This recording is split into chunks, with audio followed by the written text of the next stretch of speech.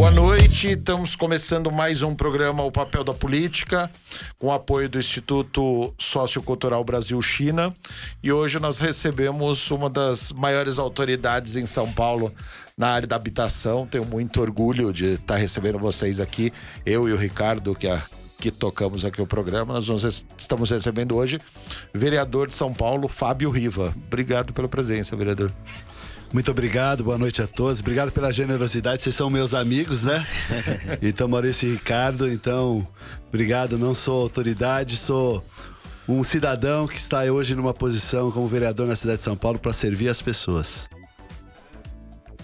Ô Fábio, eu queria te perguntar uma coisa que eu acho muito interessante, porque logo no seu primeiro mandato você já foi líder de governo, né?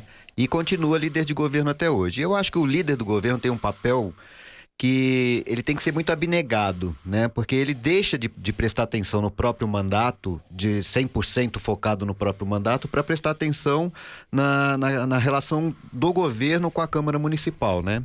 Como você vê isso? Porque a visão que eu tenho é assim, você até hoje não foi realmente o vereador, né?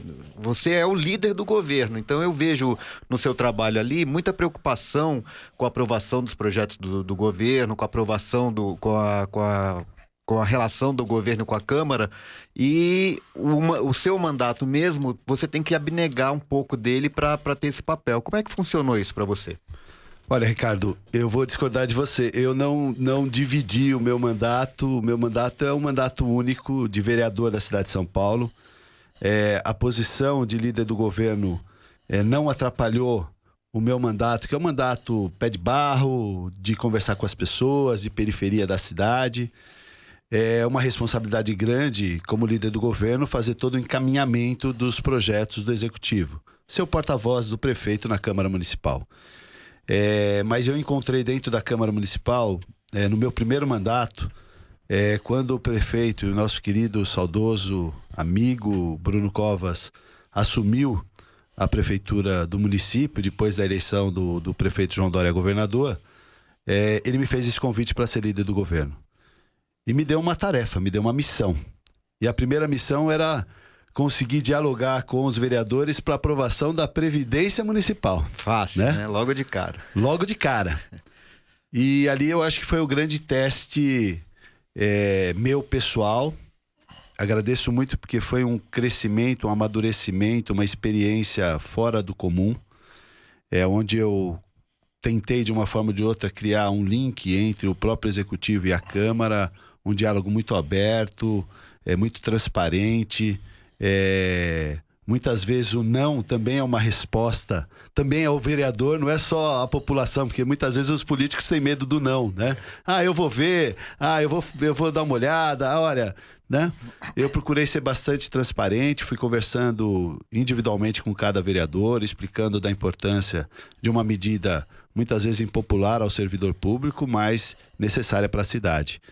E eu digo que eu faço o seguinte, né? De segunda, terça, né, até o Colégio de Líderes, eu sou o vereador Fábio Riva. De terça a quarta, que são os dias de votação, eu me transformo no líder do governo.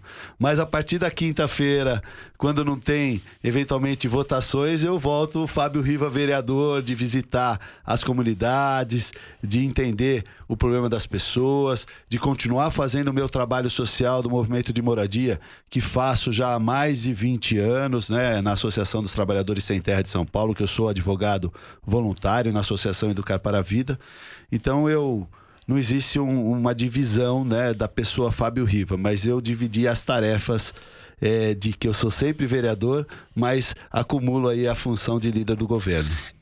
Você é um vereador do PSDB, pertence a um grupo, que foi aquilo que eu falei logo no começo, que é todo ligado à área de habitação, à área de moradia. Eu acho que essa serenidade que acaba te dando pro parlamento, acaba tendo você atender juridicamente um grupo muito grande de moradia, é uma coisa muito maluca. Eu acompanho, conheço algumas pessoas desse grupo. Hoje, não tenho a menor dúvida que é o melhor grupo da cidade de São Paulo em termos de conquistas na área de moradia. Fui subprefeito em Itaquera, acompanhei muitas ações do MTST. Vocês participam do grupo de pessoas sem teto que fazem um avanço na área de moradia, mais na região noroeste de São Paulo, que é incrível. Eu cresci ali, minha mãe era enfermeira do postinho da Paúva, e eu sempre acompanhei muito o histórico de crescimento de vocês, e o grupo que você faz parte, ele tem um trabalho que não tem nada a ver com que tudo isso, que tudo se divulga por aí em termos de imprensa e com relação a MTST, essas coisas, e a conquista é inegável, né, Fábio? Vocês têm vocês têm números na área de moradia que são incríveis na região noroeste. Isso é bem verdade. O movimento foi fundado pela Cleusa Ramos e pelo Marcos Zerbini, que hoje é deputado estadual, foi vereador por 2 mandatos, está no 4º mandato de deputado estadual, e começou na década de 80, né? Com todos os movimentos de moradia, com a fundação do PT, né? O Marcos Zerbini e a dona Cleusa ajudaram a fundar o PT, principalmente na gestão da eleição da ex-prefeita Luísa Erundina, onde os movimentos começaram a fazer toda a luta legítima para que as pessoas pudessem ter a terra e terem uma casa.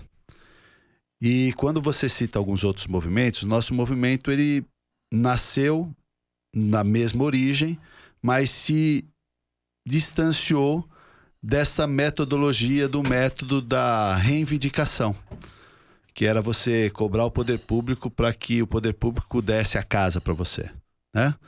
E que são alguns movimentos como esse que você acabou de mencionar, que é um movimento bastante reivindicativo. E agressivo. E muitas vezes acabam ocupando e muitas vezes acabam também trazendo um reflexo muito negativo àquelas pessoas que acreditam nessa metodologia e ficam à mercê da própria sorte com uma reintegração de posse, com uma ação judicial, e acabam cada vez mais potencializando um problema que já era o problema da casa, a pessoa tem uma perspectiva e depois tem que deixar desocupar. Então, o nosso movimento nasceu na contramão dessa história. A gente entendeu que em determinado momento a gente não estava dando resultado aos nossos associados, né? Às pessoas que acreditavam nessa luta. E o Marcos Zerbini e a dona Cleusa viram um outro método. Ao invés da gente ocupar, reivindicar, por que a gente não se organiza para comprar áreas? E você sabe muito bem, a região noroeste, Perus, Distrito Anhanguera, Sol Nascente, eram chácaras que existiam na cidade, né?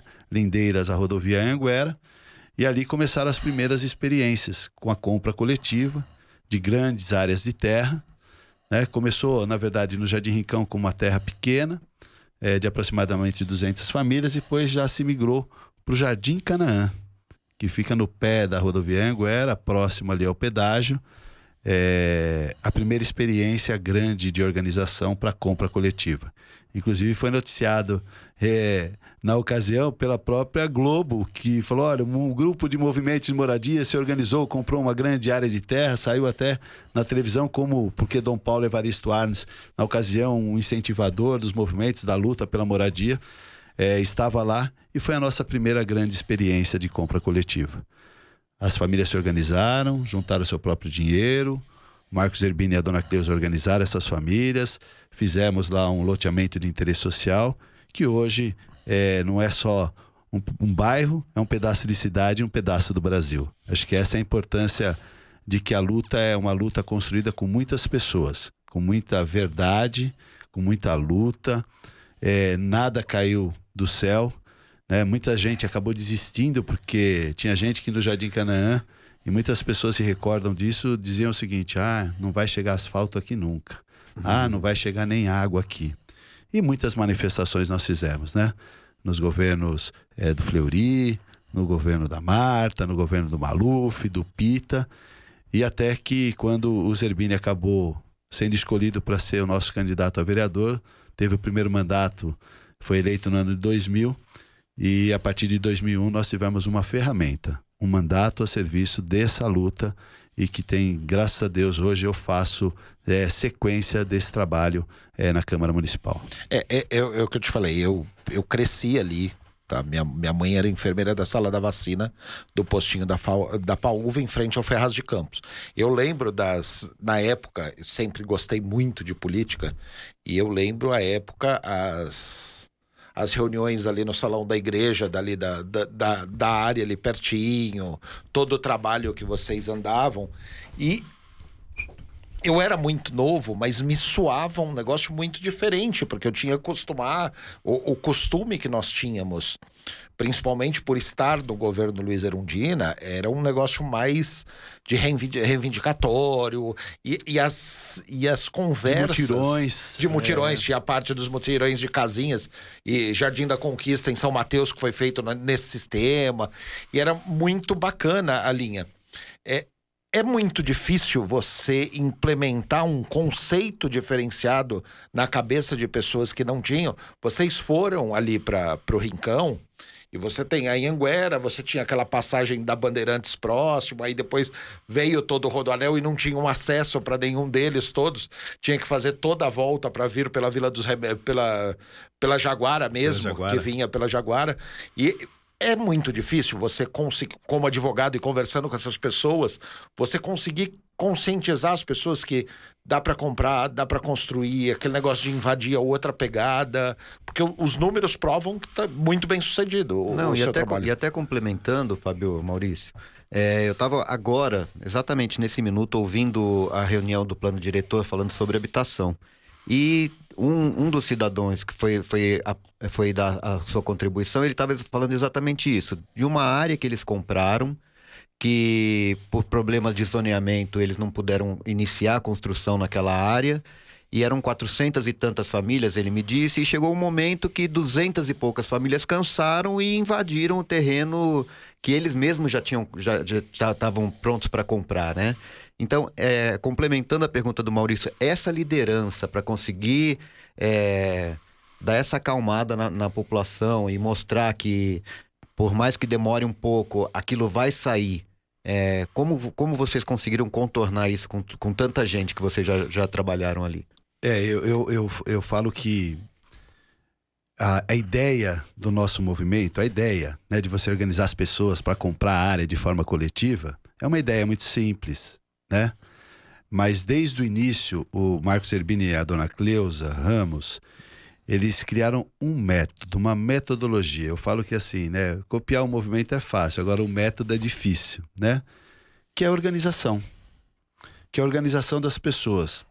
O poder público, isso é fato, o poder público ele é impessoal. E o poder público, seja ele em qualquer esfera, municipal, estadual, federal, ele é incapaz de poder prover moradia a todo mundo.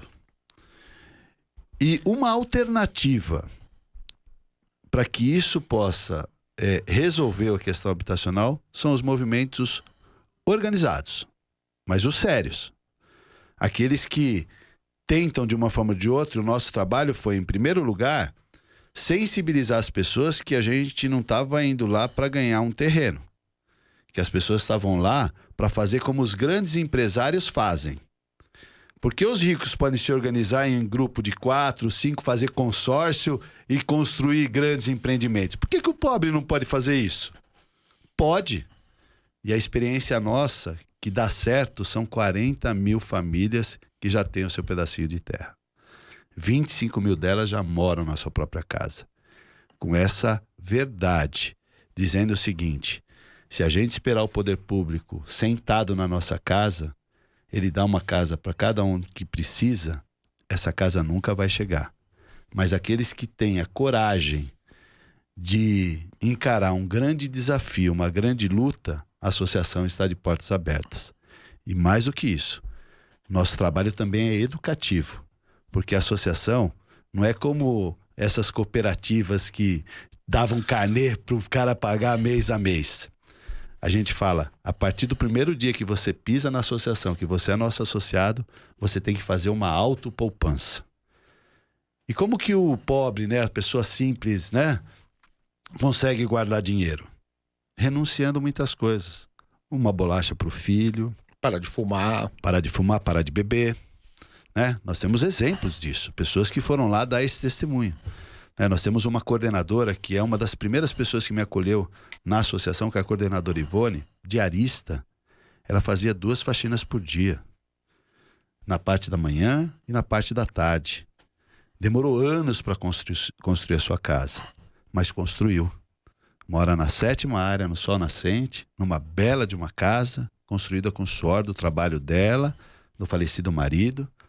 Os 2 filhos dela são formados. O Guilherme é engenheiro, a Daniela tem 2 faculdades, é professora, tem pedagogia e tem história, e se formaram pelo convênio da associação também, com o convênio que nós temos com várias universidades e faculdades aqui em São Paulo. Então, são histórias como essa, de pessoas que sentaram nos bancos das paróquias, porque as reuniões nossas, Ricardo, no início eram feitas nos salões paroquiais, dentro das igrejas. Então, o trabalho sempre foi isso. E uma coisa que me impressiona muito recentemente a gente estava vendo um vídeo do Marcos, em 1990, do Marcos Zerbini e da Dona Cleusa. O que eles falaram em 1990 é a mesma coisa que eles estão falando em 2021. Então a verdade, ela não faz curva. Ter respeito pelas pessoas, o respeito é o retorno do trabalho que a gente tem. E a associação, ela hoje está lá na Lapa de Baixo. Marcos Zerbini e a Dona Cleusa ganharam prêmios em vários países. E a Dona Cleusa fala uma coisa que me impressiona. Eu tenho o 4º ano primário e ganho o prêmio porque eu repito a mesma coisa há 40 anos. Então essa é a história, um pouco daquela luta que você conheceu, que vocês conhecem, de entender que a luta da casa não é uma luta de um único dia, muitas vezes é a luta da vida toda. E essas pessoas têm essa consciência, por isso nós fazemos reuniões, tem horário para entrar, chegar 5 minutos atrasado não entra, porque isso é método, organização. É mesmo porque vocês devem ter cursos também de educação financeira, para que a pessoa possa fazer todo o trabalho de alinhamento com as finanças caseiras aí. As finanças caseiras são nossos cursos, sabe quem são, né, os palestrantes?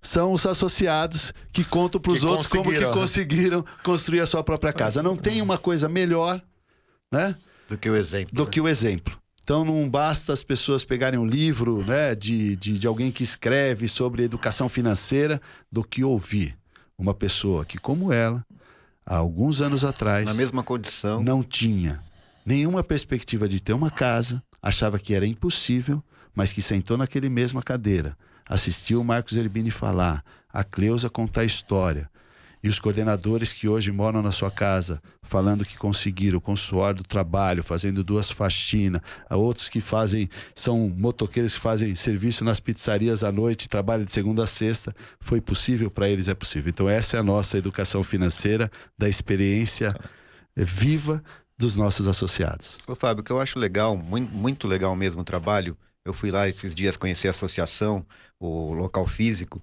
e o que eu acho muito legal é porque além da moradia, além desse trabalho de moradia que você disse que já são 25 mil pessoas, né? A maioria é maior do que muita cidade do interior, muita cidade do Brasil já, não é só isso que vocês fazem lá. Né? Vocês, além de toda essa luta da moradia, vocês dão aulas, vocês dão cidadania mesmo para aquela pessoa que, se fosse esperar o Estado chegar, como você disse, provavelmente não chegaria a tempo, ou se chegasse, chegaria de uma forma muito diferente do que é o que vocês apresentam lá, né? Isso você acha que dá tanto orgulho quanto a questão da moradia? Sem dúvida. Eu entendo, eu e o Marcos Zerbini, a Cleusa, quando eu falo eu, mas na verdade eu faço parte de uma história. Eu sou muito leal à história e a quem eu cheguei lá como um advogado voluntário, né? Eu sou advogado de formação, para fazer um atendimento jurídico gratuito aos associados. Olha, lá atrás, em 1998, o Zerbini já fazia atendimento gratuito aos associados. E eu cheguei lá nessa condição. Há um pedido da Dona Cleusa, eu sou muito amigo das 2 filhas dela, estudei com ela, a Dona Cleusa me conhece como desde pequeno, e eu falo que a associação mudou a minha vida, né? Porque de um trabalho voluntário, de ir lá como advogado, para atender, principalmente, o pedido que ela me fez, foi um pedido assim, aqui você defende as mulheres, você vai vir aqui para defender as mulheres. E aqui nós temos muito caso de família, separação, divórcio, pensão, execução de alimentos. Então você vai cuidar das mulheres. Agressão, violência doméstica. Eu lembro uma vez que eu estava no gabinete do Zerbini, estava batendo papo com a Amanda e com a Adriana, que são as filhas da dona Cleusa, e ela estava orientando uma das associadas, falando mas o pulso dela e o tipo de orientação você não acha em nenhum lugar. Ela saiu dali com problema de violência doméstica resolvido e não teve mais problema dentro daquele grupo. E nós tivemos um caso interessante numa área nossa, na 10ª área. 10ª área fica na estrada de Chica Luísa, né? Atrás do Rancho da Pamonha. Quando você vem pela Anhanguera, tem o Rancho da Pamonha, e atrás ali ela está na divisa entre Pirituba e Perus, a 10ª área. E era uma área que, acho que a Luísa há muito tempo, né? Nós estamos hoje na 31ª área, então a gente conta por área, então essa foi a 10ª. E teve um episódio porque era muito escuro, não tinha iluminação, não tinha asfalto. E logo quando as primeiras famílias começaram a construir a sua casa e morar, teve lá um cara que tentou estuprar umas 2, 3 mulheres. E a dona Cleusa organizou essas mulheres. A dona Cleusa ficou lá algum tempo dormindo, deu um apito para cada mulher, que a hora que esse cara fosse atacar, as pessoas tinham que apitar. E dito e feito, né? Não preciso contar o desfecho da história para vocês, mas é uma das lideranças, a dona Cleusa é uma das lideranças sociais, de organização, de pensamento. É uma coisa impressionante. A forma que ela consegue mobilizar as pessoas, a rapidez da decisão daquilo que ela quer fazer e resolver o problema da violência num bairro com um gesto simples, né? E que pegaram o cara e aí serviu de exemplo para todas as outras áreas, viu? Então isso já resolveu um problema grande. O respeito que a Cleusa tem com o governador, com o presidente da República, que eu já vi recebendo, com prefeitos de São Paulo, é um negócio impressionante. Eu sou testemunha disso e eu acho sou testemunha também da qualidade da linha. Deve ser muito maluco vocês terem aquela qualidade de construção que vocês têm para as áreas de vocês e ver um CDHU do lado que alaga o primeiro andar, que volta e meia sai num SPTV, que quando chovia, teve um caso desse, acho que no 2012, que construíram o CDHU, e toda vez que chovia, o primeiro andar tinha peixe, ficava todo alagado o primeiro andar, e tem uma qualidade na construção de vocês que é gigantesca. E do lado onde o poder público, como vocês começaram a colonização ali e a construção, o poder público começou a colocar muito predinho também perto. E a diferença de construção entre uma coisa e outra é absurda. Então, dentro dessas questões que o Ricardo colocou, que a associação oferece muito mais coisa, nós temos lá, tendo atendimento jurídico, que foi a condição que eu comecei na associação, nós temos uma assessoria técnica com engenheiros e arquitetos, muitos deles voluntários, que fazem esse trabalho desde o início das primeiras áreas. As primeiras áreas não foram feitas como um movimento, vamos comprar a área e começar, cada um faz a sua casa de qualquer jeito. Não. O Marcos Zerbini sempre teve orientação técnica, sempre a associação contratou um engenheiro ou vinha de forma voluntária que faziam lá os projetos do loteamento. Então, os nossos loteamentos de interesse social, todos têm área institucional, tem área verde preservada, né? E nesses locais aí hoje, principalmente nas áreas institucionais, nós temos escola, nós temos creche, nós temos posto de saúde, né? Transporte público, toda a infraestrutura, do trabalho do toda Zerbini a infraestrutura começou com o Zerbini, eu continuo fazendo isso. Então a preocupação era nessa qualidade. A gente não pode, e isso é muito caro para cada um de nós do movimento, dos coordenadores, que a gente tem que respeitar o sonho das pessoas. E as pessoas vão ter a liberdade, diferente do CDHU, quando recebe uma unidade pronta, que a pessoa não pode nem opinar, lá a gente coloca um arquiteto para fazer a casa do jeito que ele quer, dentro dos limites legais, mas uma pessoa que gosta de receber muitos amigos, quer uma sala grande, às vezes quer uma cozinha menor. E tem família que quer, não, eu quero uma cozinha grande e quero uma salinha menor. Então até nisso, a gente tem a sensibilidade, a pedido da dona Cleusa e do Marcos, de o nosso equipe técnica ter a sensibilidade de respeitar aquilo que é o desejo da pessoa. Não, isso faz toda a diferença, né, Fábio? Eu lembro meu pai, quando ele foi construir a casa que ele construiu em Brasília, né, que nós somos de Brasília, ele falava assim, não, eu quero, a única coisa que eu quero arrumar na casa é o banheiro. O resto vocês podem fazer do jeito que vocês quiserem, mas o meu banheiro eu quero fazer do jeito que eu quero. E ele fez o banheiro dele 2 vezes maior do que o quarto, né? E você fala uma coisa do banheiro, tem uma história interessante. Que nós fomos visitar uma dessas nossas áreas, eu e a dona Cleusa, e a mulher fala assim, Cleusa, eu não vou te mostrar meu banheiro, porque o meu banheiro não tem box, né? Eu tô para comprar, inclusive, uma dessas toalhinhas que a gente coloca pro banheiro, aquelas de plástico, né? Que você compra na Telenorte, né? Que você amarra. A dona Cleusa falou assim, não compra, porque isso daí é provisório e o provisório vai virar definitivo. Fica sem, você vai ver que vai molhar o banheiro para toda vez você lembrar que você tem que juntar dinheiro para comprar o box, que o box é definitivo.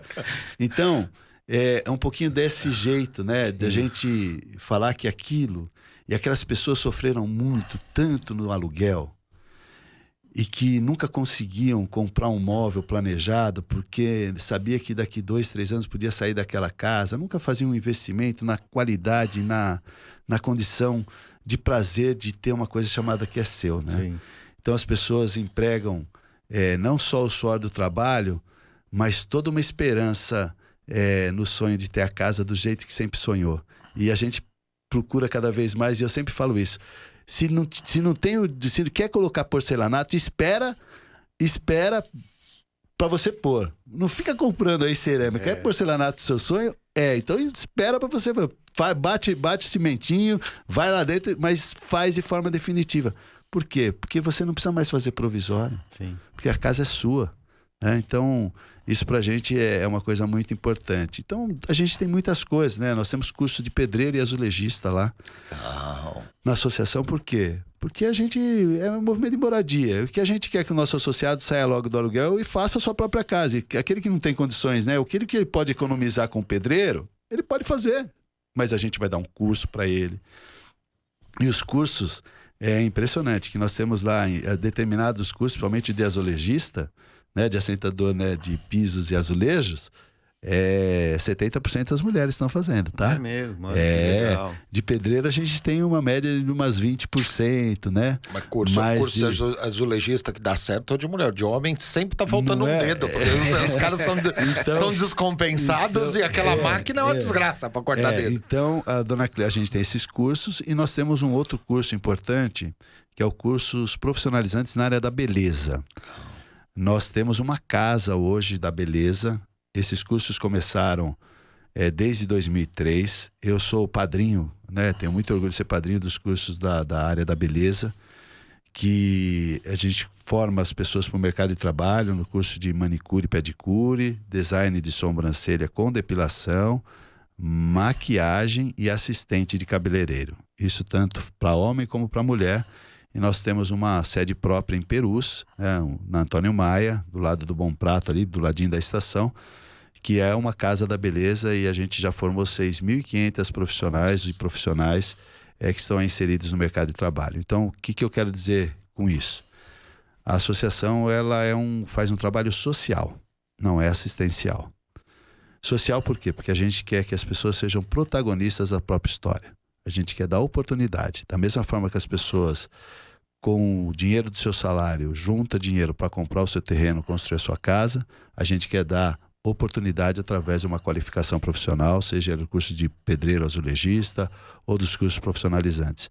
E fora isso, nos centros comunitários das áreas, nós temos aula de ginástica, nós temos terapia em grupo, psicoterapia, tudo gratuito, elaborado e feito por voluntários, pessoas que acabam ajudando a gente fora do seu horário de trabalho, indo lá para dedicar um pouco da sua vida a servir as pessoas. Acho que essa é a importância da gente criar uma geração de protagonistas. O melhor e maior programa social que um país, que uma cidade, que um município pode dar para as pessoas é a oportunidade de trabalho. Sem dúvida. Parabéns, Fábio. Esse trabalho de vocês lá realmente é uma coisa muito bonita.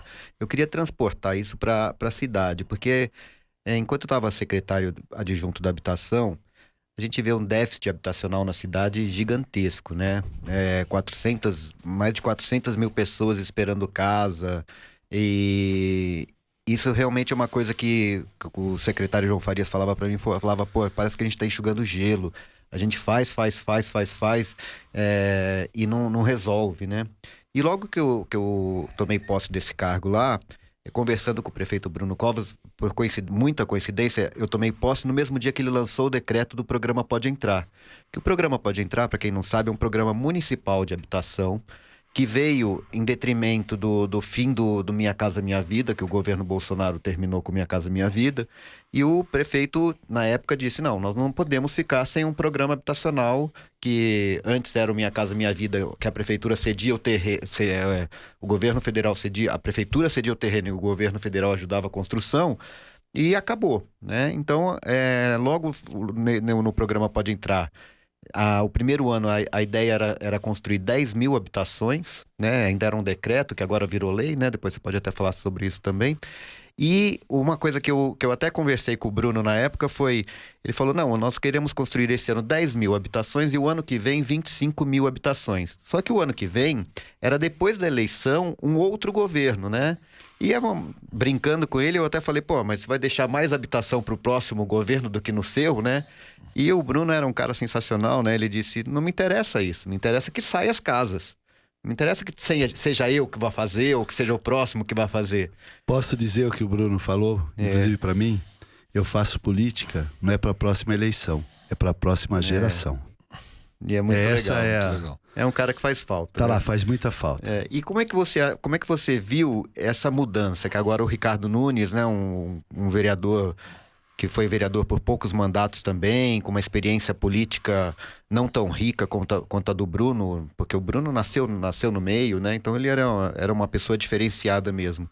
Você entende que mudou muito a questão da prefeitura, ou você acha que o Ricardo segue a mesma linha que o Bruno seguia? Bom, primeiro eu vou começar pelo Pode Entrar, né? Pelo programa Pode Entrar, pela pergunta que você me fez do famoso enxugar gelo. A política habitacional na cidade de São Paulo, ela tem que ser uma política de Estado e não de um único governo. Ou dos governos que acabam assumindo, mudam inclusive nome de programas. Por isso que eu sou muito favorável a ter um plano municipal de habitação, como plano diretor. Sim. Nós não temos um plano diretor? Plano diretor a gente não dá diretriz para a cidade durante 16 anos. O plano municipal de habitação também tem que ser a mesma coisa. Por isso que a gente vai tentar aprovar isso em lei. E o programa Pode Entrar, ele começou com um decreto com o secretário João Farias, e eu lembro que o Bruno um dia me chamou e falou, Bruno, eu acho que a gente precisa ter um olhar muito mais atento aos movimentos organizados, independente da sua bandeira. Uhum. Mas eu acho que o déficit habitacional a gente vai conseguir minimizar com a parceria com as entidades sociais, com os movimentos sérios de moradia. Até porque era o exemplo que você tinha, né? Que é o exemplo que eu tenho. Então eu acredito muito nisso. Eu acredito que a associação, ela contribui muito. E recebe muito pouco do poder público. Receber, que eu estou dizendo, é o seguinte, para aprovar um loteamento de interesse social na cidade de São Paulo, demorava 10 anos. 10 anos, Maurício. O Bruno assumiu, o João Dória, como candidato a prefeito, teve no movimento, falou, não, vamos mudar isso, vamos aprovar em 6 meses. O Zerbini virou para ele e falou assim, ô João, menos de 1 ano não consegue aprovar, né? E aí depois ele até mudou, olha, em 1 ano a gente vai começar a aprovar. E o que acontece? O mesmo técnico que aprova lá na Secretaria de Licenciamento um grande empreendimento de uma grande construtora é o mesmo que cuida de um HS. E quando o Fernando Chucre era o secretário, e depois com o João Farias como secretário de Habitação, eu voltei a dizer que precisava criar um grupo especial. Loteamento de interesse social na cidade feito por movimentos populares precisa ter um tratamento diferenciado. Porque são movimentos, são pessoas que, como o meu grupo, se organiza para comprar terra. Sim. Faz o papel que o poder público deveria fazer. E o que nós estamos pedindo para o poder público? Agilidade no processo de aprovação e a colocação de infraestrutura. O Pode Entrar, quando terminou o subsídio do governo federal aqui para São Paulo, O Bruno me chamou e falou, Fábio, nós precisamos aumentar o subsídio municipal que está em 20 mil, limitado em até 20 mil, para até 120 mil reais. Eu peguei essa orientação do Bruno, fui na Câmara Municipal, conversei com o presidente, na ocasião era o Tuma, falei, Tuma, a gente precisa fazer isso. Chamei os líderes partidários, independentemente do partido, todos, sem exceção, concordaram com a medida. Então nós colocamos a cidade de São Paulo poder custear a totalidade, subsidiar a totalidade dos programas que tinham acabado pelo governo federal. Então o Bruno teve essa sensibilidade. O programa Pode Entrar é um programa revolucionário, é um programa que eu posso dizer municipal, mas com o olhar federal, sabe? Aquilo que o governo federal devia fazer, nós estamos fazendo aqui no município. Essa era a visão, essa era a intenção do Bruno. E nós vamos ter aí a tarefa de implementar isso. Acho que o secretário Orlando, com a ajuda de todos os ex-secretários, acho que essa é a importância. Foi votado por unanimidade na Câmara Municipal, então se tornou lei. Eu abri emendas e sugestões do texto para todos os partidos, PSOL, PT, todos os partidos contribuíram, todos os vereadores, independentemente da questão partidária. Então, quando a gente fala que quando tem um projeto que é um projeto de cidade, a gente tem aderência, e como era uma pauta que para mim é muito cara e é a minha bandeira de luta, né? Eu falo que habitação para alguns, né, é um direito. Para outros é bandeira de luta. Para mim, para o Zerbini e para a Cleusa é missão de vida. Então, como missão de vida, eu tinha essa prerrogativa de procurar cada vez mais ampliar esse leque do Pode Entrar, e a gente, quiçá agora, a partir desse ano, ainda conseguir entregar já, a partir da aprovação do Pode Entrar, 4 mil unidades já foram destravadas aí para serem entregues. E mais do que isso, agora o governo federal, numa sinalização para a cidade de São Paulo, o secretário esteve aqui conversando com o prefeito Ricardo Nunes, mais 25 mil unidades aqui para a cidade de São Paulo. Então é o jogo do ganha-ganha, o jogo da habitação. O jogo da habitação não tem bandeira partidária, quem ganha é as pessoas. Sem dúvida. Bom, deixa eu demandar o vereador aqui aproveitar esse papo que a gente tem um... Eu não respondi do Ricardo Nunes. Vamos lá, pode deixar. Ricardo Nunes, prefeito Ricardo Nunes, foi meu colega de Câmara Municipal, era líder do MDB, eu como líder do governo, sempre tive um excelente relacionamento com o Ricardo. Ricardo é uma pessoa inteligentíssima, sobre finanças da cidade. Ele tem uma serenidade que é impressionante. Cara muito tranquilo, eu nunca vi ele alterar assim, o tom de voz, sempre falou de forma muito tranquila. O Bruno escolheu ele para ser vice, e eu tenho certeza que ele vai dar continuidade à gestão Bruno Covas. É lógico, ele tem a digital dele, ele tem o jeito dele, vai efetivamente imprimir um ritmo dele na prefeitura, mas eu sei o quanto ele vai ser leal à gestão Bruno Covas, aquilo que são os princípios que o Bruno pensou junto com ele quando ganharam a eleição de 2020. Então acho que esse é o caminho que eu espero. Sou parceiro do Ricardo Nunes, pediu para que eu continuasse como líder do governo, fui entregar a liderança do governo, fui falar com ele, falar, olha, o Bruno confiou isso em mim, você é o prefeito, eu acho que você tem que ficar à disposição de fazer a sua gestão e escolher outra pessoa. Ele falou, não, Fábio, quero que você continue, vamos fazer o trabalho junto, que a gestão é Bruno Covas. Tá. Bom, eu tenho visto a serenidade que o Ricardo trabalha enquanto prefeito, e eu tenho 31 anos de serviço público, eu sou concursado do município.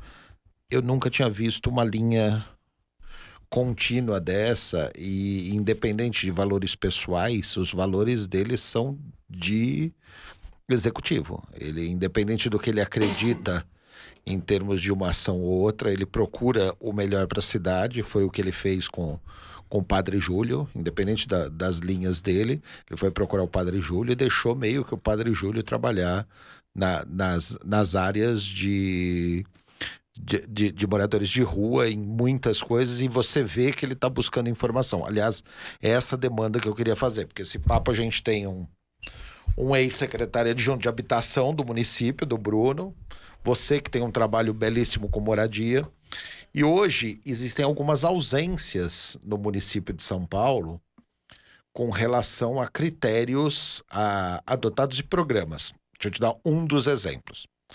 Nós temos muitos moradores de rua, tá?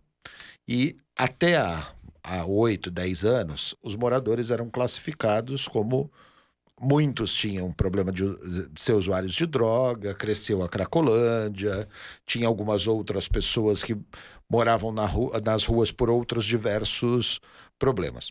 Durante a pandemia, surgiu uma figura nova na rua, que é aquela pessoa que morava num quarto-sala, num cortiço, num barraco, que não era dele. Por causa da pandemia, a empregada doméstica que você falou que na sua associação fazia 2 faxinas, começou a não ter nenhuma. O cara que era pedreiro começou a não ter a obra e eles acabaram sendo direcionados para a rua. E estas famílias ou estas pessoas, esses casais, eles precisam muito de uma figura administrativa que não existe no município.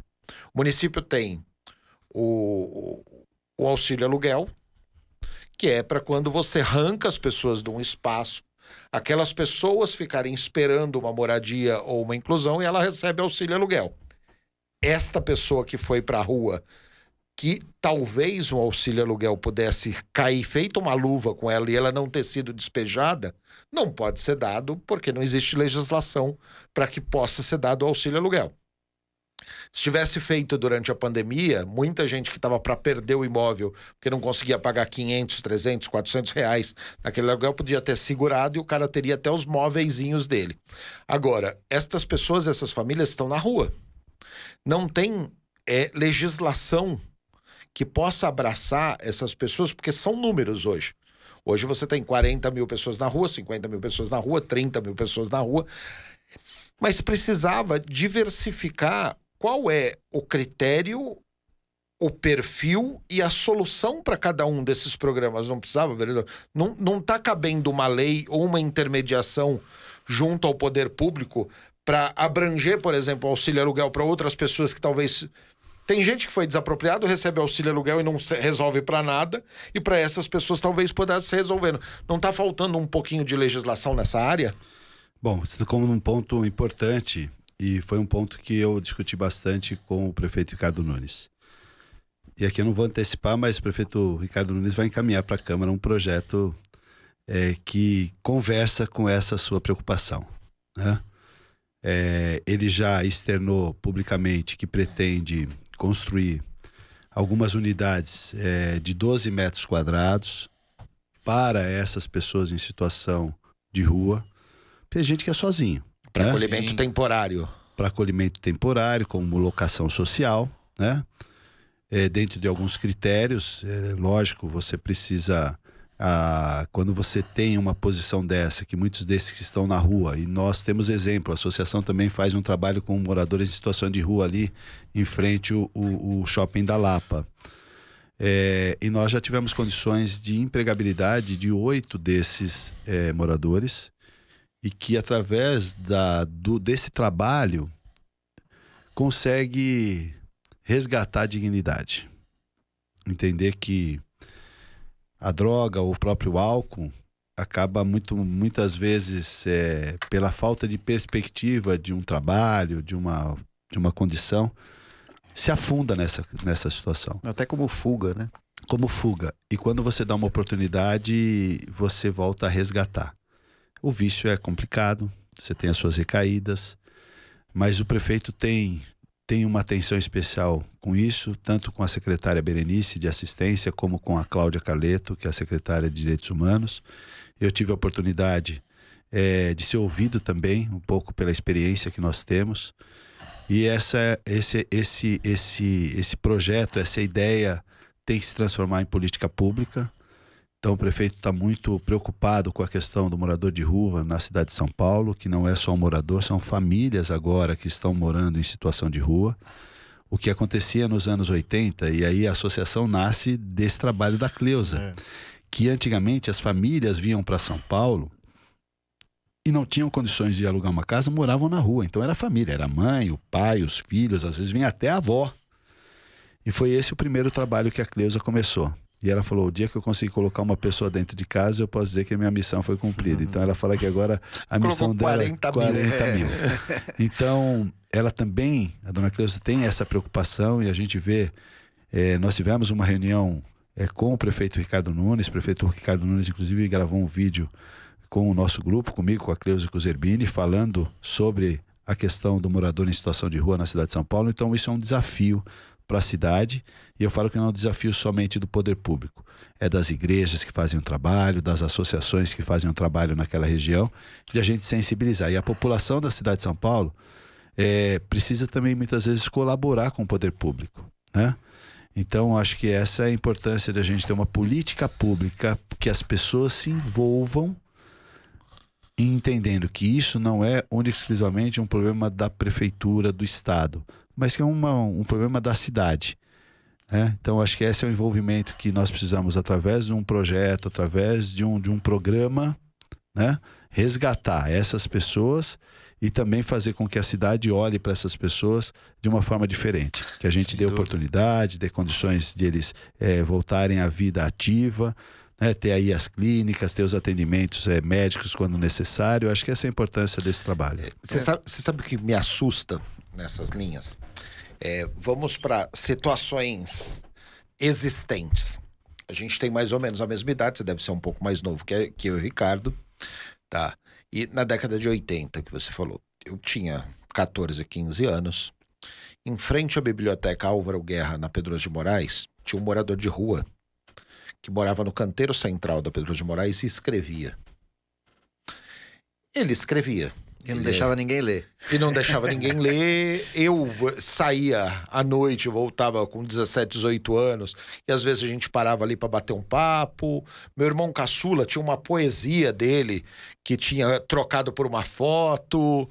E aquele cara era meio que um ponto turístico da cidade, da região Pinheiros. Eu morava no Alto da Lapa, minha mãe trabalhava na Vila Jaguara, igual eu falei, mas ele ficava ali. Eu tinha 14, 15 anos, quando eu lembro a minha primeira lembrança desse cidadão. Eu tive filhos, eu mostrava aquilo, ele foi capa da Vejinha 2 ou 3 vezes, ele foi matéria da Globo, do SPTV 2 vezes. Todo mundo da região oeste conhecia o poeta que escrevia e morava debaixo de uma lona na frente de uma biblioteca. Meus filhos nasceram e eu mostrava para eles tudo. Aos 8 anos, uma pessoa interessada sentou, conversou com ele, descobriu de onde ele era, foi procurar a família e encontrou. Esse cara ficou 30 anos morando num canteiro central, tendo uma família que ninguém sabia onde esse cara estava. E é muito maluco, porque toda vez que se fala em morador de rua, o álcool, a droga. O álcool, a droga. Mas tem muito caso na cidade. Esse é um caso verídico que aconteceu, que o cara ficou morando 30 anos na rua, tá? E tinha todo um folclore. Eu tinha amigos que tentavam dar uma grana pra ele, ele não aceitava. E ele tinha toda uma vivência de conversa. E esse caso durou 30 anos e o poder público não conseguiu identificar que esse cara tinha uma família. Eu em Itaquera, quando fui... É o papel da sociedade. Eu quando fui subprefeito de Itaquera, a gente tinha uma rua que era conhecida como a Cracolândia da Coab 2, que era a Ítalo Azzoni, no coisa, e a gente tinha 83 pessoas moradoras de lá. A gente fez primeiro uma operação com a polícia, quem devia saiu, e a gente começou um trabalho de conversa. Tinha 5 pessoas que moravam ali que não usavam álcool, mas que tinham brigado com a família. E a gente teve a ajuda da assistência social do município para voltar às boas, e um pedir desculpa para o outro, o cara voltar para casa. Tem muito caso desse na cidade de São Paulo, em que ou a sociedade abraça ou o poder público não consegue nominar essas pessoas, Fábio. Não, por isso que eu disse para você. Complementando o que o Maurício está falando também, porque eu faço muito um trabalho com um pessoal que sai na noite para fazer atendimento a morador de rua, né? E lógico, é claro que tem muito caso de pessoa viciada em droga ou pessoa viciada em álcool que acabou meio se perdendo. Mas hoje o que a gente vê é que o cara que não entra nesse estigma da droga, da bebida e que está na rua, é porque é honesto. Porque se ele quisesse alugar um apartamento e não pagar aluguel, ele podia fazer isso e ficar pulando de apartamento em apartamento, mas ele não quer fazer isso, ele não quer sujar a própria consciência com isso, e o cara vai pra rua com a família para não ter que fazer isso, né? E isso é uma coisa que eu acho que a gente tinha que ter um olhar mais atento mesmo, né? Não, precisa. Porque o Maurício tocou num ponto importantíssimo desse exemplo do poeta. Aí está a sociedade. Porque às vezes quando a gente fala nisso, mas como que eu posso ajudar? Qualquer pessoa pode ajudar, perguntar para a pessoa. Porque às vezes o cara já está na rua, está em uma situação de rua. Aí chega o pessoal lá com aqueles coletinhos azul da prefeitura, assistência social, com pastinha, Quer me tirar daqui. Quer me tirar daqui. E às vezes um munícipe, uma pessoa que tem um coração generoso, que tem um tempo para poder estar ali, poder ouvir. Dia a dia, porque teve que ganhar a confiança do cara. Ganhar a confiança e consegue fazer o encontro dele com a própria família. A gente tem experiências disso na associação. Eu acabei, antes de vir para cá, eu passei na associação e estava lá o Anderson. O Anderson é um desses que nós conseguimos colocar no pote. Estão trabalhando lá no Pelezão, né? E aí eu falei, e aí? Já saiu, faz-me rir, né? Brinquei com ele, né? Já saiu o salário, né? Ele falou assim, não, Fábio, deve sair essa semana. Aí eu falei assim, como que tá lá no CTA? Ele tá no CTA, ele fica no CTA ali na Lapa de Baixo. Ele falou, pô, foi difícil para dormir, uma confusão, tal, né? Sempre reclamando. Aí uma coisa que ele virou para mim, ele falou assim, eu não vejo a hora de receber o meu primeiro salário, que eu quero alugar aí uma kitnet para mim morar sozinho, né? Eu quero mudar dessa vida. Eu quero ter minha autonomia. Então, teve um olhar da Cleusa, do Zerbini, né? Que foram lá toda segunda e quinta-feira, vão lá dar café da manhã, conversar com essas pessoas. Tem 3 numa clínica em Catanduva, né? 8 no pote. Nós fizemos um banheiro adaptado um banheiro lá na associação, que toda segunda e quinta-feira eles podem, se quiserem, vai lá, tomam um banho. Fizemos o varal da solidariedade, pegamos as roupas, né? Cada um vai lá e escolhe. Quem tem roupa para doar. Então, assim, precisa ter um olhar. Tem gente que critica, fala, quanto mais dá, as pessoas ficam aqui. Mas espera um pouquinho, ao invés de criticar, faça alguma ação. A sociedade precisa participar disso. Não é só delegar, né? O que a gente fala, terceirizar a responsabilidade. A responsabilidade é de todos nós. Quando eu fui ser candidato a primeira vez em 2012, minha avó era viva, e que está inclusive na minha capa aqui do meu celular, né? Eu fui falar para ela que eu ia ser candidato a vereador, né? E a primeira coisa que ela virou para mim, falou assim, minha avó sempre foi uma pessoa que sempre ajudou na igreja, acho que veio um pouco desse trabalho de assistencial, social. Minha avó era aquela que era responsável em entregar a cesta básica da igreja, né? E tinha uma salinha lá da assistente social, que eu ia lá desde pequenininho, minha avó sempre ficava lá. E eu falei para ela que eu ia ser político, que eu ia me candidatar a vereador. Aí minha avó virou para mim, olhou e falou assim, meu filho, não vai entrar pro hall da má fama, né? e eu falei assim, vó, eu preciso entrar, né? O grupo me escolheu para mim entrar. Da mesma forma que a senhora sempre fez um trabalho assistencial, quanto a senhora ajudou as pessoas, né? Eu vejo que a política é a arte de servir. A política do P maiúsculo, a política que eu tenho como professor, o Zerbini, né, o Bruno Covas, o Mário Covas, é a política de servir as pessoas. Então eu preciso muitas vezes abdicar da minha vida profissional, da minha vida pessoal e familiar, né? E eu reconheço isso e falo todo dia que eu tenho uma esposa que me entende todos os dias, é minha companheira de todas as horas, porque não é fácil, né? A gente dedica aí 14, 15 horas por dia a esse trabalho, 7 dias por semana. E se a gente não tem o respaldo da família, dos filhos, dos meus pais, né, fica muito difícil. E eu procuro sempre lembrar das minhas origens. E tem uma frase que fica no gabinete do Marcos Zerbini, que isso sempre me salta aos olhos desde o início, né? Quando você não pode deixar suas raízes. Tem uma frase que é uma frase bíblica que está lá, que diz o seguinte: de que me vale ganhar um mundo se eu perder minha própria vida? Então, eu mantenho minhas raízes familiares, sei da minha responsabilidade como pai, como marido, como advogado, mas tinha que me jogar, tinha que me lançar para ter uma experiência que é Não dá para explicar o quanto é importante você saber que você, através da política, através do seu mandato, você pode transformar a vida das pessoas. Sem dúvida. Ô, Fábio, aproveitando que você tocou nesse assunto, como você vê hoje essa questão dessa divisão, né? Porque dá até vergonha de chamar de política hoje esse extremismo que a gente vê, tanto de bolsonarista, quanto de petista, quanto de pissolista. E o que eu consigo enxergar de um político igual você, de um político igual o Zerbini ou o Covas, é que vocês conversam com todas essas áreas, né? Isso sim, no meu entendimento, é política. Aquela coisa de, não, é isso ou acabou... ou vai ser do jeito que eu quero ou não tem eleição, né? É difícil a gente entender isso como política, você não acha? Eu acho, e vou parafrasear Bruno Covas. Política não se faz com ódio. Pois é. Se faz com amor às pessoas, com amor ao seu país, com amor à sua cidade.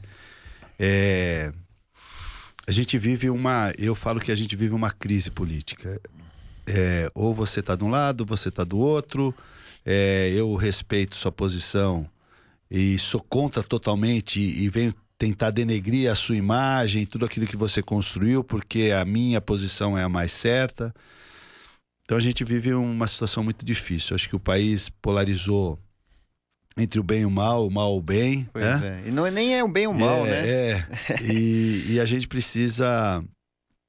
A sociedade precisa começar a entender que muitas vezes o microfone, o celular, um vídeo, não retrata a veracidade dos fatos. E a velocidade da informação, eu falo que a internet, o WhatsApp, o rádio, a televisão, ele te leva à informação. Uhum. Só que muitas vezes essa informação te induz a uma posição que não é aquela mais correta. Então nós temos que, através da informação, transformar isso em conhecimento. Critérios de comparação. Eu tenho que ouvir uma coisa e ouvir o outro também, por isso que eu falo que o contraditório é importante para que a gente possa criar na nossa concepção humana, profissional e política o critério de comparação, o juízo de valores. E como que você constrói um juízo de valores? Ouvindo os dois lados. Aquilo que te corresponde e aquilo que não te corresponde. Claro. Né?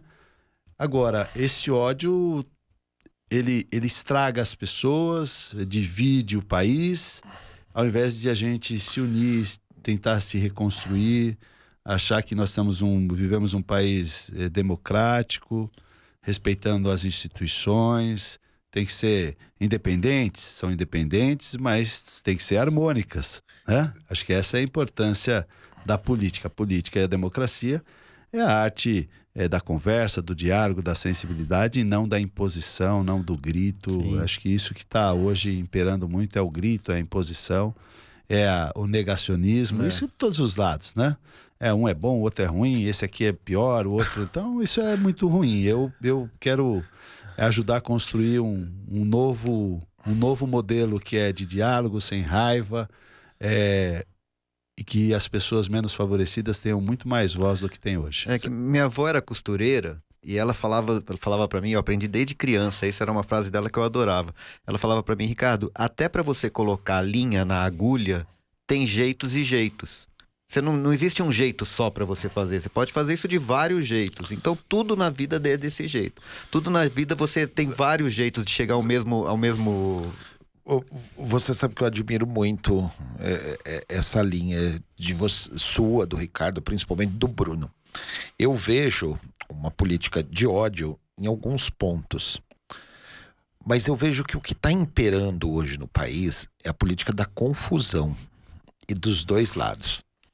A minha mãe tem 80 anos e ela recebe mentira todos os dias. Não só de ódio, mas de confusão. E as pessoas estão confusas. Na última eleição para deputado, isso daí eu repito muito aqui, nós elegemos no Partido da Família Brasileira, com critérios todos na área dos bons costumes, um presidente da República que tá no 4º ou 5º casamento, tem um filho com cada esposa. E que prega pena de morte e arma o tempo todo. E espancar o filho se for homossexual. Se for homossexual. Nós temos, essa semana nós tivemos na CPI, tá, um cara que se veste de Zé Carioca de verde e amarelo, que ele tem uma estátua da liberdade na porta das empresas patriotas dele, vende produto chinês. A gente tem uma linha tão louca, não só...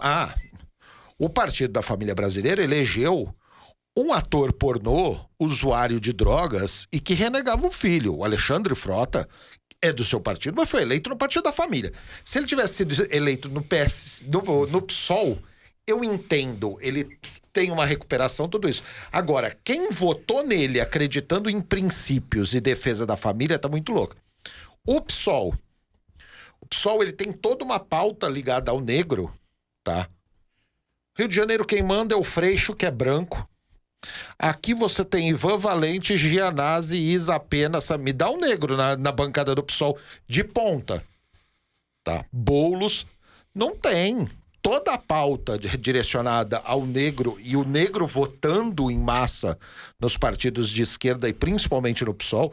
Hoje você tem o Milton Leite no DEM, tá? Que é um negro que representa, que chegou na ponta e se mantém, e todos os outros partidos de esquerda, tirando o Orlando Silva e Alessi Brandão no PCdoB, todos os outros partidos que encampam a pauta negra, quando o cara se desponta um pouquinho, derruba. Nivaldo Santana caiu, você entendeu? O Jamil Murad mandava muito no PCdoB, Ana Martins, tudo branco e loiro.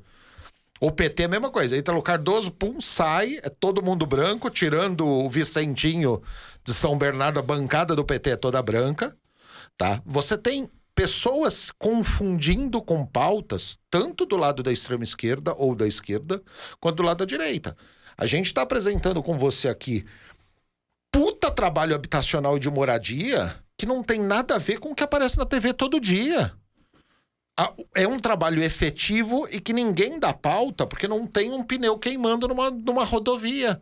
Se você, além do trabalho que você fizesse, você queimasse meia dúzia de pneu de caminhão na Anhanguera uma vez a cada 6 meses, tinha uma visibilidade gigantesca. Então, este trabalho de confusão, tá? É muito maluco, até Fábio. Com essa questão de esquerda e direita, eu vou falar uma coisa né? pra você, Maurício. Eu não tinha... Você me apresentou um cenário que eu não tinha nem pensado da forma que você colocou, né? Eu falo que a nossa revolução na habitação, o nosso grupo, o nosso movimento, a associação, é silenciosa. Porque nós não estamos preocupados com os mandatos, nós estamos preocupados com as pessoas. E quando você está preocupado com as pessoas, para mim, politicamente, para o Zerbini, politicamente, seria importante que, precisamos de asfalto, vamos colocar 10 mil na porta da prefeitura, a Globo vir com o helicóptero. Vamos invadir a Bolsa de Valores. Vamos invadir a Bolsa de Valores, né? Mas não é assim, né? Nós já fizemos muitas manifestações, mas sempre com caráter de fazer a reivindicação com uma certa... eu não digo que seja ironia, mas mostrando uma situação. Vou contar um fato importante. O Zerbini era vereador e o Zerbini colocou emenda para a construção de 2 CEIs, uma ali no Sol Nascente e outra ali na Estrada Turística do Jaraguá. Marta prefeita. E a Marta, para construir os céus, tirou o dinheiro dessa construção dessas 2 CEIs para colocar no céu, que é o Céu Pera Marmelo, né? Que hoje, inclusive, tem uma gestora muito boa lá, que é a Simone, que toca lá com um grupo importante lá no céu. E quando tirou isso daí, era um compromisso com a comunidade, nós fizemos uma manifestação na prefeitura. E a dona Cleusa chamou, o Zerbini me chamou, falou assim, nós vamos fazer uma manifestação, os Anjos Sem Céu. Todo mundo de branco, com umas asinhas, e escrito assim, Anjos Sem Céu. Então, ou seja, nós fizemos uma reivindicação. Por que os anjos sem céu? Porque os anjos são as nossas crianças. E pelo fato de ela construir um céu distante dali, aquelas crianças iam ficar sem vaga na escola. E nós fizemos essa manifestação, todo mundo de branco, tem uma foto linda, Fizemos o enterro das creches depois que a Marta também, colocamos todo mundo de preto. Fizemos o enterro em frente ao palácio, ela estava no Palácio das Indústrias lá embaixo, tinha um canteiro, cavamos o canteiro, enterramos as creches com coisa. Então, tudo que nós fizemos com uma certa irreverência, para que a gente não fosse estigmatizado como um movimento comum, que vai lá gente querendo agredir, querendo bater. Então a gente usou de uma forma para sensibilizar as pessoas, que tinha gente que olhava, via aquele cortejo grande, quem é que será que morreu? Não, é a prefeita que enterrou ao sonho das crianças, as creches estão enterradas aqui. E os anjos sem céus. E tantas outras manifestações, né?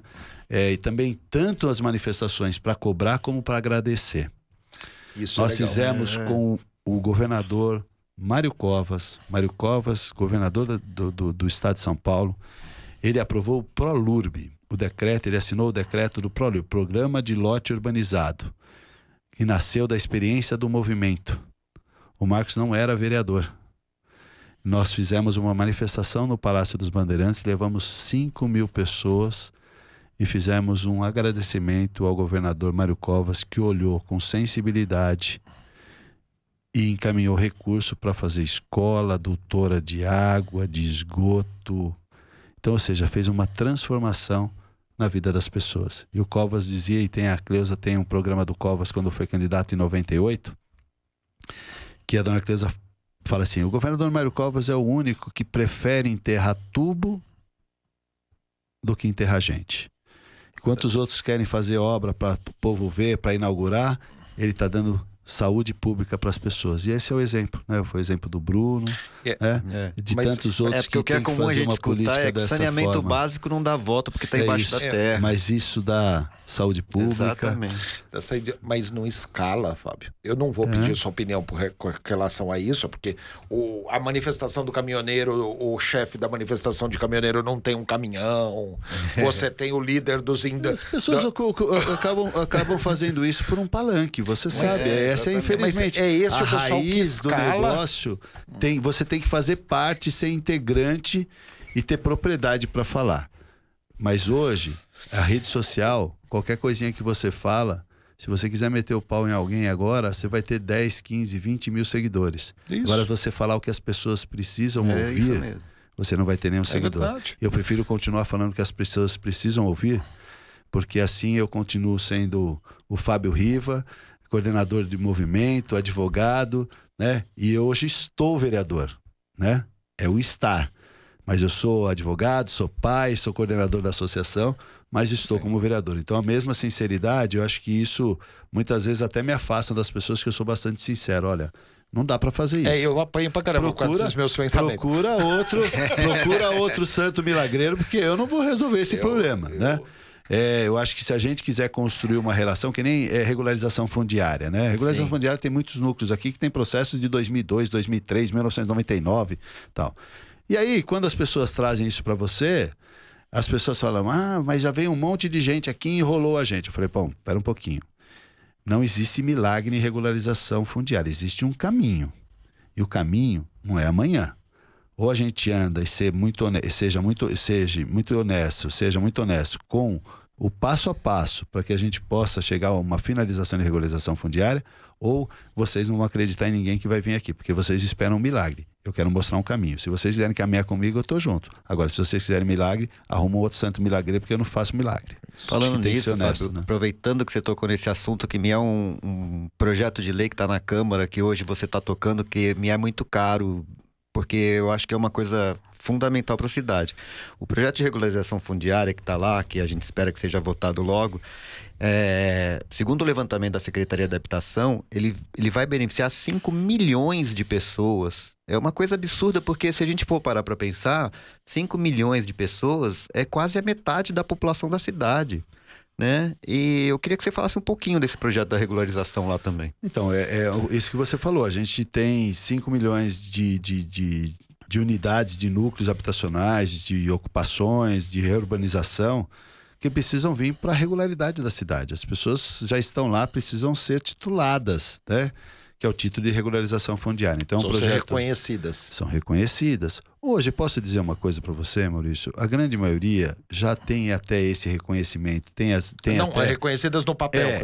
Tem esse reconhecimento público. Agora tem que ser reconhecimento no papel, ou seja... Dona Cleusa sempre fala, ninguém mora no papel, né? Mas o papel é importante para garantir o patrimônio. Exato. É o patrimônio. A pessoa simples, ela deixa para os seus filhos um patrimônio. E o patrimônio é a casa. Então hoje eles não têm esse patrimônio que é o papel, né? Tem a posse. Então acho que essa é uma luta não só minha, mas de diversos vereadores. Teve a participação do Ricardo, né? De vários outros, né? Foi aprovado por unanimidade. Agora a gente está construindo um substitutivo, então com certeza o que eu falo é o seguinte, não é você aprovar um projeto, né? É ele ser implementado e ser executado, porque existe uma grande questão que é executar, ou seja, quanto tempo que nós vamos demorar para entregar esse título para esses 5 milhões de pessoas? É isso que me incomoda. Por isso que eu quero que a legislação saia da forma mais correta, para a gente possa desburocratizar e dar a condição tanto para a municipalidade, quando faz a regularização fundiária, como o cartório de registro de imóveis, que é o responsável pela titulação direta, e abrindo as matrículas e dando essa condição para a prefeitura titular, de forma mais desburocratizar isso e dar celeridade nesse processo. Bacana. Bom, eu queria agradecer, a gente estourou todas as coisas aqui, então estamos a 1h10 já. E obrigado pela sua presença. Eu e o Ricardo, a gente agradece demais esse papo. Eu acho que é essa linha de esclarecer para as pessoas o que existe, quais são os formatos que tem na cidade de São Paulo e todas as linhas de política, e tem muita política do bem, a gente tem trazido muito isso para cá. Queria que o primeiro Ricardo fizesse... Não, eu queria agradecer, Fábio, porque eu acho que é muito importante, porque a maioria das pessoas não tem essa visão, né? É muito comum a gente ouvir na cidade, o político não trabalha, político não faz nada. E quando você vem mostrar aqui que não só trabalha, quanto realiza o sonho de tanta gente, como o grupo que você representa já realizou, eu acho que isso traz esperança não só para quem foi merecedor daquele trabalho diretamente, como para quem fica sabendo daquilo, fala, pô, tem coisa boa acontecendo também, né? Porque o que é notícia hoje é só coisa ruim. Então eu queria agradecer primeiro o seu trabalho e segundo essa boa entrevista que você deu aqui pra gente. Bom, eu que agradeço a você, Maurício, você, Ricardo, e a todos que estão nos ouvindo, e eu poder ter a oportunidade de falar um pouco da minha vida, do meu trabalho e do meu papel na política hoje. No papel da política. Bom, obrigado. A gente ficou muito, muito contente com isso e encerrando, boa noite a todos, com o apoio da Associação do Instituto Sociocultural Brasil-China. A gente está encerrando mais um Papel da Política. Obrigado a todo mundo.